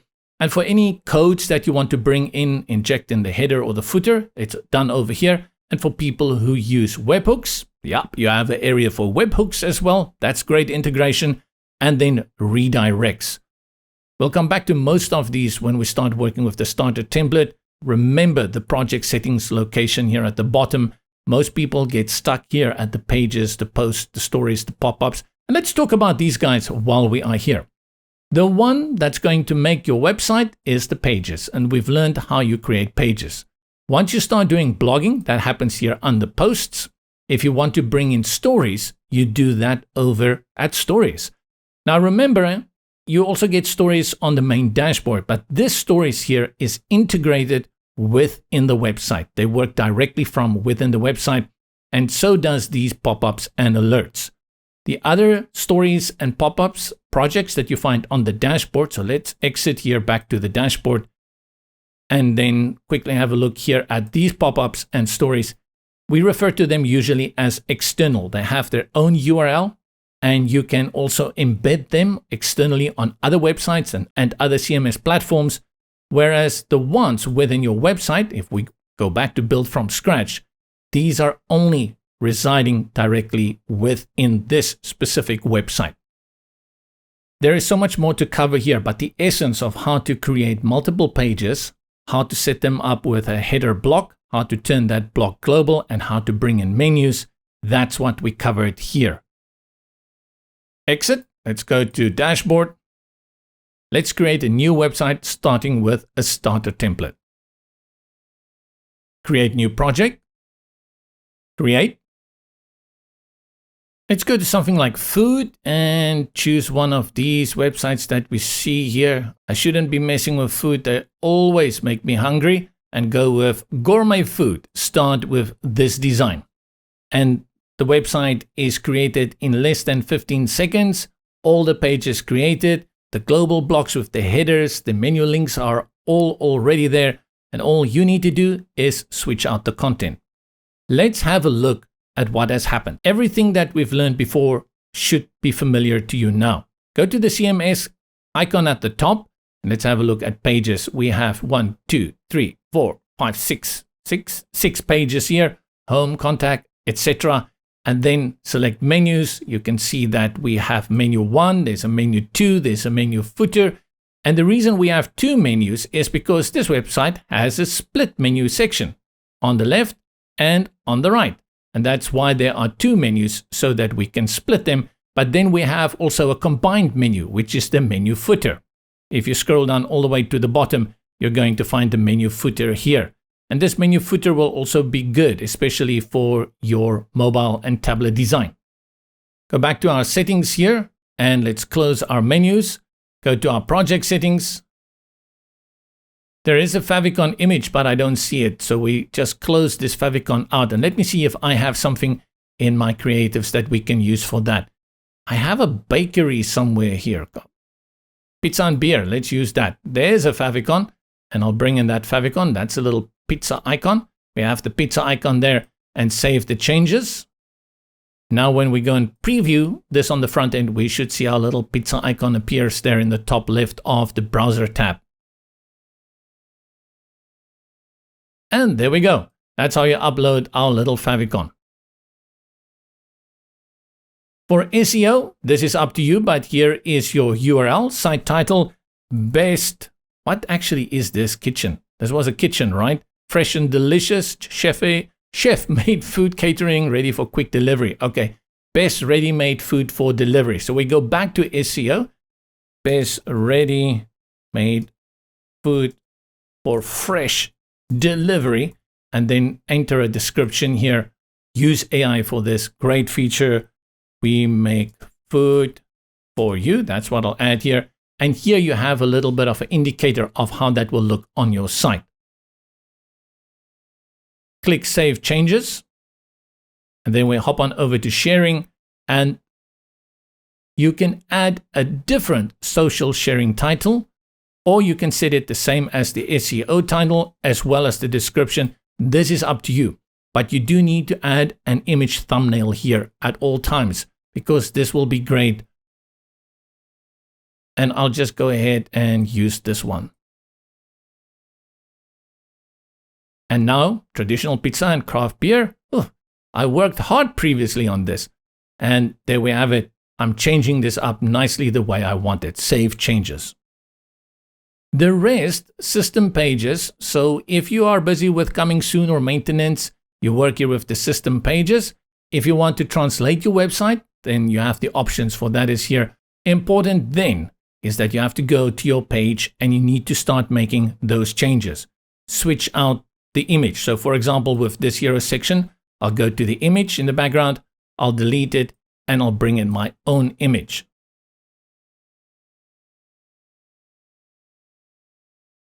No contrast, and you'll know we need some contrast. So let's make this a white background and reduce the opacity like this.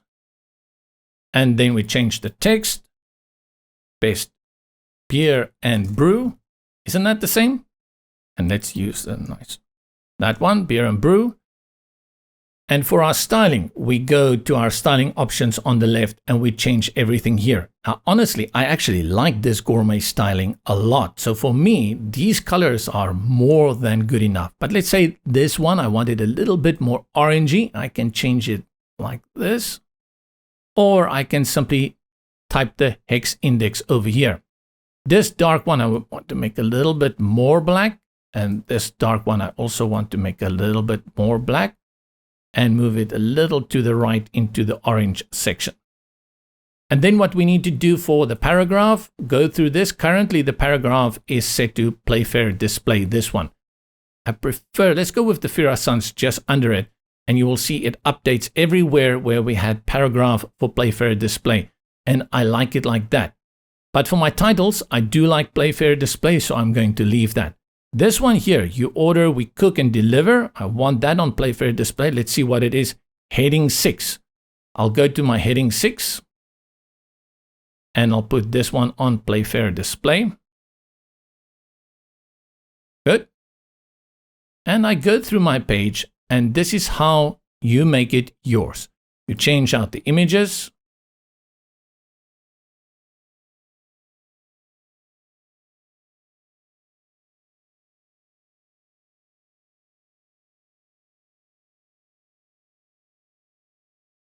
You change out the text.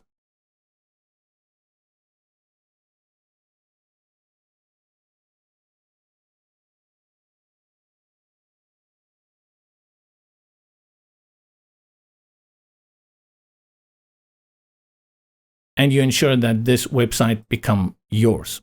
In this case here, for this one, we have a parallax image. That is achieved by setting parallax here to fixed where the image is.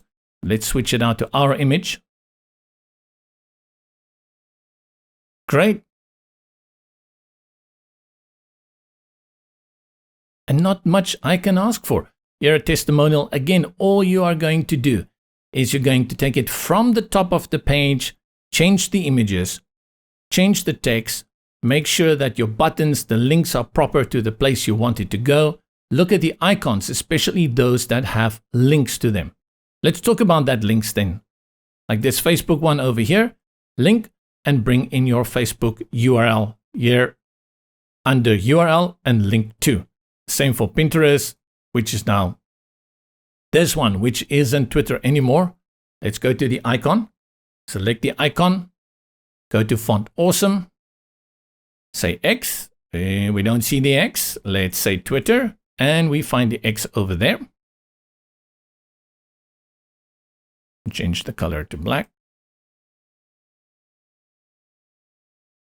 And same with the YouTube. Go to your link and bring in the URL next to the link under the URL section. Once you are done here, remember to save, Control S, Command S, and then you skip on over, or hop on over rather, to the next page, select Pages, and we say that's about, select Edit.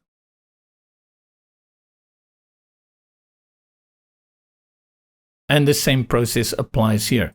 You go through all the images, remove those that you don't want, bring in the images that you need.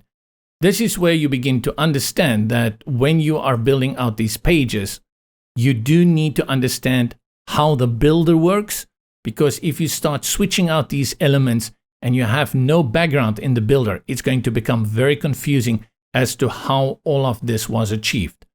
I recommend spend a lot of time learning the builder, how to design from scratch, but when you need that jump start and when you want to just quickly get into a website that already looks professional, ready to use, then these starter templates are absolutely stunning. Great way to go. So the first step in switching out your starter template is the content. The second step is to make sure the links are working. So let's quickly talk about the links. For example, here I have this icon that's a downward pointing icon. What is it doing there and where does it go? Select it, and from the toolbar, notice that we have a link option. You can do a lot within the link option. This one is set to a block, which means that once I click on it, it will take me to a block. Let me demonstrate. I'll just update this page. We go preview. There is the arrow. I'll click on it and nothing happens because it hasn't been anchored to anything on this page yet. Basically, we just wanted to move to the About Us section. To achieve that, we go back to the builder, click on anything that can be linked. And when I say anything that can be linked, even text can be linked. You see there is the link option as well. Images can be linked. Columns can be linked. And a few more. In this case, when we click on the icon, link, it opens it up to block by default. This is one of 5 options that you can use to link stuff.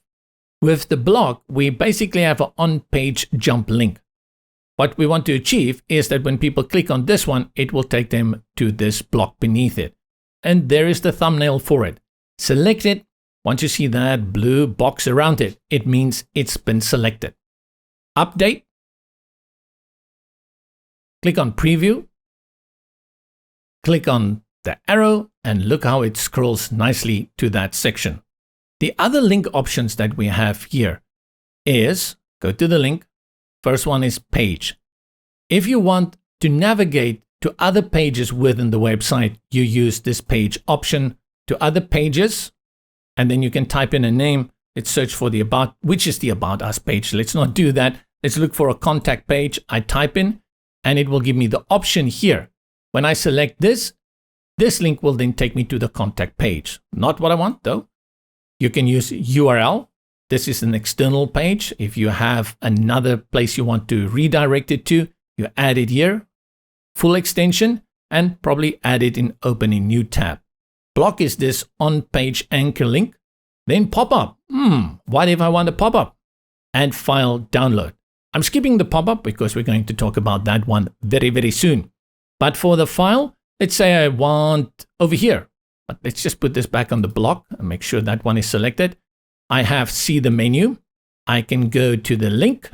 I can go to file, save file, and then here I can upload. Here is a PDF document. Upload that. And this can be anything in PDF, doc. It can even be an image that you want people to download. Update it and preview it on the front. Scroll to see the menu, click on it, and it opens your PDF for you. It downloads it, and let's see, what do we have here? This is a Word document. Okay, JP had too much time on his hands, definitely. And that is how you download it. Let's talk then about the pop-up.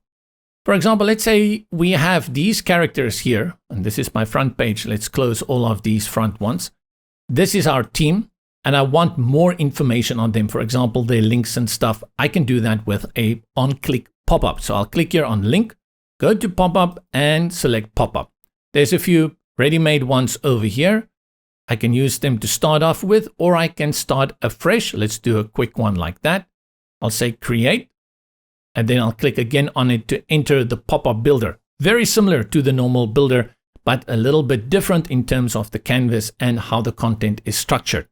Here is my column. I'll right click inside the column to remove one, and I'll only be left with one column. Then I'll bring in a text for the guy's name. What is his name? I forgot. Johnny Undeep. And we'll put that, let's say, on a heading 2. Under that, we bring in a little bit more text about him. I'll select it, go to my AI, write an intro for Johnny Undeep bio. Let's see what the IO does for that. The AI. Johnny Undeep is a talented musician and songwriter known for his soulful voice and heartful lyrics. Okay, I forgot to tell them that Johnny Undeep actually works in this restaurant, but there we go.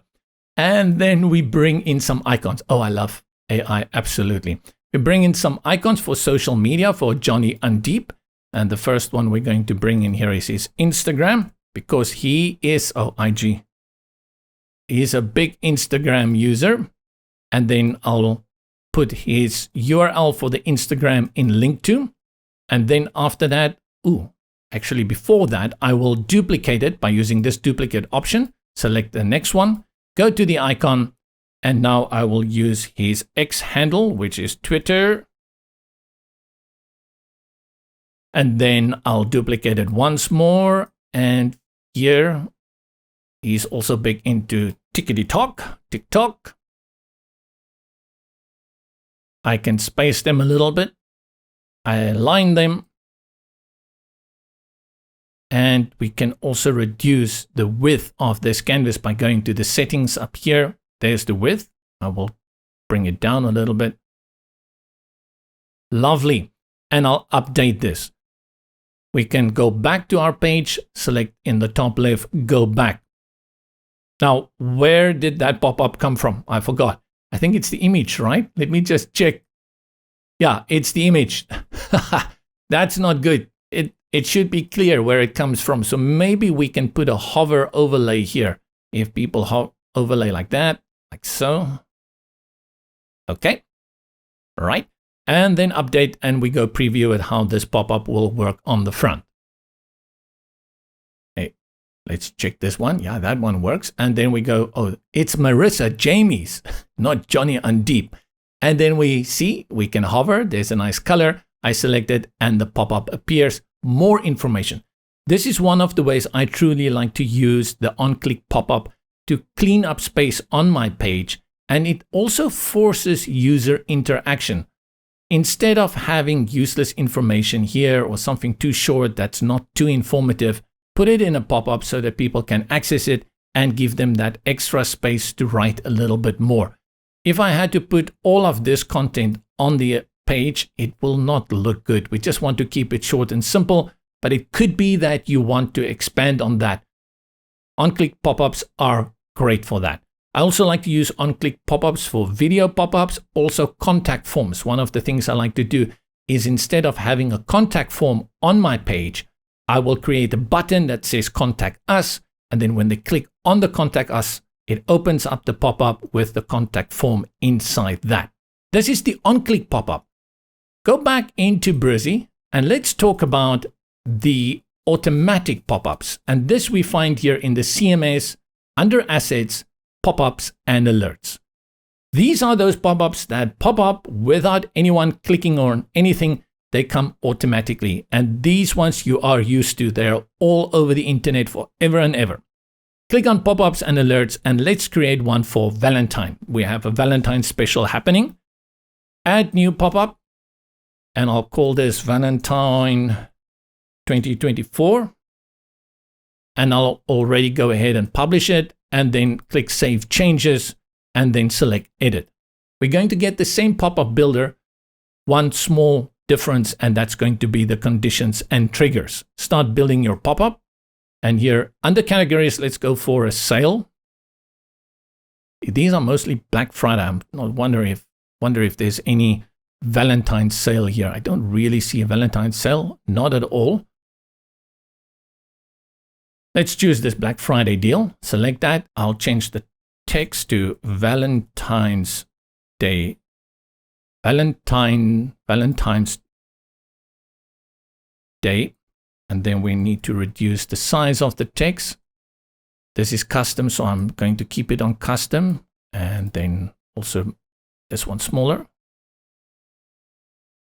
And let's change the color so it can be Valentine's Day. Red. Ooh. And I'll copy this hex. Then I'll go to this column, the red one, to the border. And I will paste the hex so we can have that red color as well. There we go. And then this one is the row. And I'll put the overlay. And reduce that a little bit. Nice. And just like that, Peter, look what I've done. Expiring on February 14th. Yeah, that's what we want. Grab the sale. No thanks. Up to 50% on. That's great. We've got this going. Let's just change the color of this February 14th to the same hex color. I'll paste in my hex color again. Nice. What is important though is when will this pop up and where? This is what we refer to. These are the conditions and triggers. And we get that by going to the top right corner all the way to the left, and we see display conditions. Now by default, there's already 3 conditions applied. What is going on here? Select it and let's get into the triggers and conditions.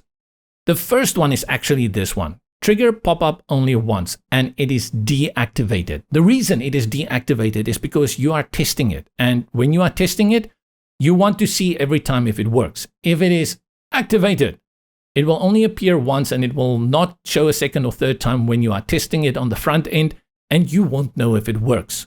So while you are designing the pop-up, make sure you turn this off.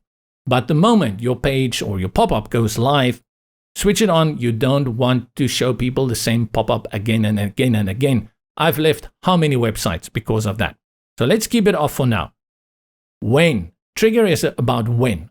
When do we want this pop-up to appear? When the page is loaded. This is seconds. So how many seconds after the page has been loaded? Let's make it 3 seconds. So let's say save. And I'm going to say, let's stop there. I'll close it. I'll update. Let's go back to the page we were working on. So we click here on the CMS, select pages, and we get one of these pages, home, and click on the preview. And this opens a nice preview for us. Pop-up should appear after 3 seconds. Let's see what happens once the page has been loaded. That is the trigger. The trigger is when.